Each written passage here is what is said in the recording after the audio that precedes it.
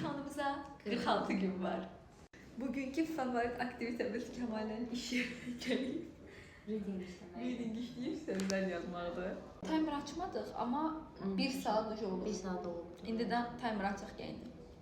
Niyə Amerikan İngilizcəsi, İngilizcəsi yox? Anlayacaq. Feather. Feather. Feather.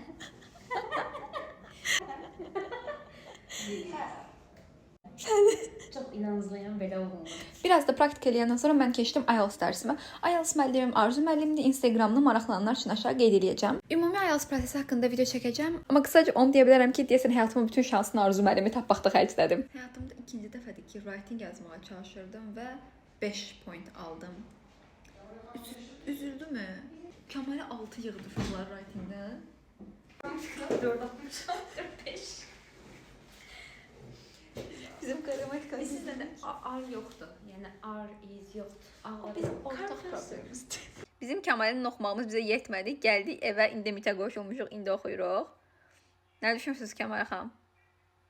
Yaxşı. Kəmal xanımın diş ağrıdığı üçün bizə bugünlük erkən vəda edir. 44 dəqiqədə gedir kəndisi. Hoşça kal. Olacaqlar sənsiz olsun. Əl gətir. Var readingə davam edəcəm. İlker dedi ki, listening işləyək, ona görə birdən dişim ağrı tutdu. Listeningə görə tutdu, hə? Yaxşı, işlətməyəcəm, dur. Kəmalinlə sağlaşdıqdan sonra mən 1 saat daha oxumağa davam edirəm. Kəmalinlə birlikdə qayd eləməmişdim, amma böyük ehtimalla 3 saat yarıma qədər falan dərs oxuduq biz birlikdə. Ondan sonra evə gəldim və gördüyünüz kimi 1 saat 41 dəqiqədə evdə oxudum.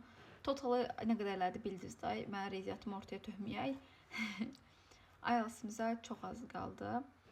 Ümid edirəm ki, istədiyim skoru yığa biləcəm. İzlədiyiniz üçün təşəkkürlər, dəstəkləriniz üçün təşəkkürlər. Hələ